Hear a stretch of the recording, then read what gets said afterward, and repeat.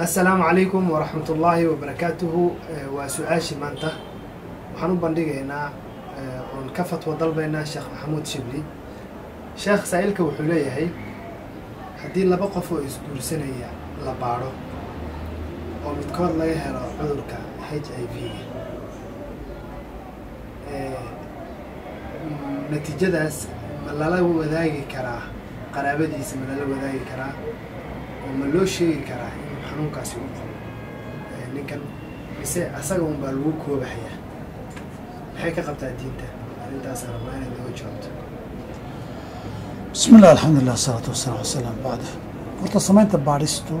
way bannaan tahay oo diinta wakhuduu xidirakum sida loo yiri haddama xanuunadan soo bateen siyaabo kala duwan oo badanna lagu qaado haba kala badnaadaan waxyaaba badan oo khatar oo ka dhacayna la arkay isu qarintuna dembi weyn ay tahay qofka isagoo og inuu khatar yahay qofka u qariyo intuu ku tallaala dhintana oo qisaas iyo leeyahay sida qof sunsiya uu la mid yahay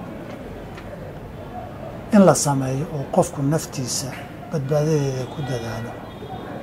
oo wuxuu ka cabsi qabo iska hubsado diin ahaan way saxan tahay marka koobaad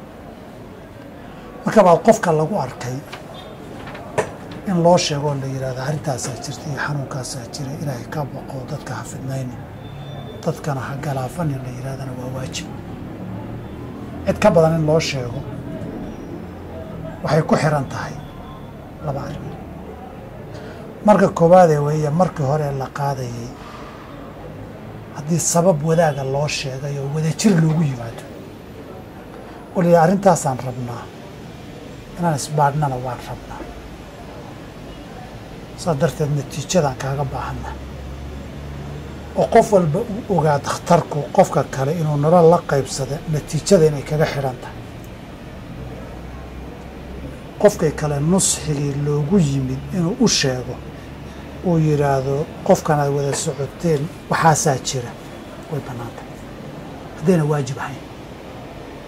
waayo isagoo ogaaday nusxina loogu yimid iyo caafimaad hadduu u qariyo qish iyo khiyaano haddii la yidhi raashinka bannaanka ee la gadayo iyo xoolahan la gadayo oo xoola una ceebtooda in la qariyo qofkii og ma bannaana haddii la yidhi nabigu haddii nin raashin gadayo oo roob qoyaan korka kaga oo hoos mariyey intuu yidhi ma bannaanka soo dii dadku ha arkaana uu yidhi man khashanaa falaysa mina ninka nusxiga loogu yimid sharcigu inuu qariyo nusxigii oo darar ka dhalanaya qarintiisu ma bannaana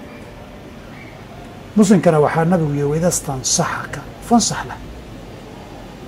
beecadan nabiga waxaa lagula geli jiray wanusxi likulli muslim hadday iyagu intay u wada yimaadeen natiijadiisa laga warsugayay hawshaa in loo baadhayana uu ogaa sida uu ugu sheegaba isagoo dararka la yaraynayo nusxiga waa waajib qofkii inuu la wadaago u sheego haddii qof gaar oo ula yimid jirin dee dadka inuu suuqa isagoo la wareego wiilkan iyo gabadhii guursan rabtay yay ahayd usartahay gabadha ninkii guursan rabo dee isaga laguma laha qaraabadooda ma loo sheegi karaa haddii qofkii laga dareemo ama qaraabadaaba uu la nool yahay ama cid kaleba qofaan uga aaba yeelaynin inuu yahay dadka ka reebi kara wuxuu samayn rabo waa dembi dadka ka reebi kara ama ulul amri iyo madax iyo mas-uuliyiina ama ulul amri hoosoo ahal ah in lala wadaagaayay sida ugu darar yar ugu dhib yar oo iyadoo dhibka la yaraynayo in lala wadaagaayay iyadana waa sida saxda oo la yidhahda saasaa jirto isna waan u sheegnay xaaladdaas oo kaleeta dee ha laga warqabo iyadoon guur iyo gogol ba ahayn baa dhiiggii jirka iyo qofku dadkan guriga kula nool meeluu ka taabtay uu ka saamayn karaa ama ay berri qof dhiig uga shubi karaan masaladu marka guur kaliya nin shisheeyo oo gabadhan ama wiilkan ama gabadh shisheeyo oo wiilkan qoorta la geli doonta ma ahee qoyskan iyo ahalka uu la nool yahay ayba khatari ka soo gaari kartaa marka si nusxiga in loogu sheego si iyaga laftoodu dhibka kaga iman karana uga dadaalaan wixii daweyn uu mudan yahay isagu ka warwareegi lahaana ugu riixaana iyadana waa arrinta wanaagsan ee wanasha likulli muslim soo gelaysa billahi tawfiiq. جزاك الله خير الجزاء، بارك الله فيك. غرد يا شبل الإيمان، غرد واصدح بالقرآن.